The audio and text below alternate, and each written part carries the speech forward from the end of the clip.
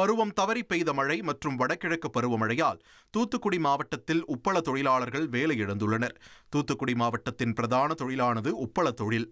தூத்துக்குடி மாவட்டத்தில் வேம்பாரில் தொடங்கி ஆறுமுகநேரி வரை சுமார் 25 ஏக்கர் பரப்பளவில் உப்பு உற்பத்தியானது நடைபெற்று வருகிறது. 20,000க்கும் மேற்பட்ட தொழிலாளர்கள் இந்த தொழிலை மட்டுமே நம்பியுள்ளனர். தற்போது தூத்துக்குடி மாவட்டத்தில் பருவம் தவறி பெய்து வரும் மழையால் உப்பு உற்பத்தி முழுமையாக பாதிக்கப்பட்டு தொழிலாளர்கள் வேலை இழந்துள்ளனர்.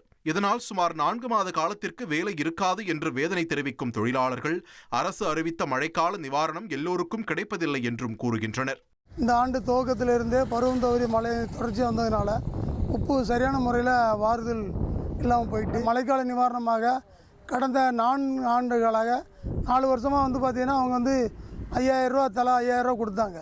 அதுவும் நலவாரியத்தில் பதிஞ்சிருக்கிற தொழிலாளிக்கு குடும்பத்தில் 2 பேர் 3 பேர் பதிஞ்சிருந்தாலும் ஒரு நபருக்கு மட்டும் தான் கொடுக்காங்க. குஜராத்தில் இருந்து இறக்குமதி செய்யப்படும் உப்பு உணவுக்கு உகந்தது இல்லை என்றும் தொழிற்சாலைகளுக்கு மூலப்பொருட்களாகத்தான் பயன்படுத்த முடியும் என்றும் தொழிலாளர்கள் தெரிவிக்கின்றனர். இந்த குஜராத் உப்பு எந்தெந்த இண்டஸ்ட்ரியல் அப்படின்னு எடுத்துக்கிட்டிங்கன்னா இங்கே தூத்துக்குடியிலே எடுத்துக்கிட்டிங்கன்னா DCW இருக்குது. இது போக அப்படின்னா டேக்னு சொல்லுவாங்க. அது மட்டும் இல்லாமல் இந்த சோப்பு கம்பெனி இந்த மாதிரி கம்பெனிகளுக்கு பூராமே இண்டஸ்ட்ரியல் ரீதியாக அப்படின்னா போகக்கூடிய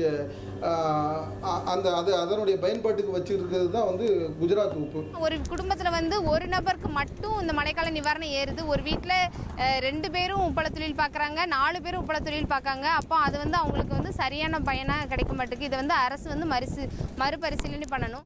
மேலும் உப்பளங்களை அழித்து கப்பல் கட்டுமான தொழிலை கொண்டு வர நினைக்கும் மத்திய அரசின் முடிவை மறுபரிசீலனை செய்ய வேண்டும் என்றும் அவர்கள் கோரிக்கை விடுத்துள்ளனர்.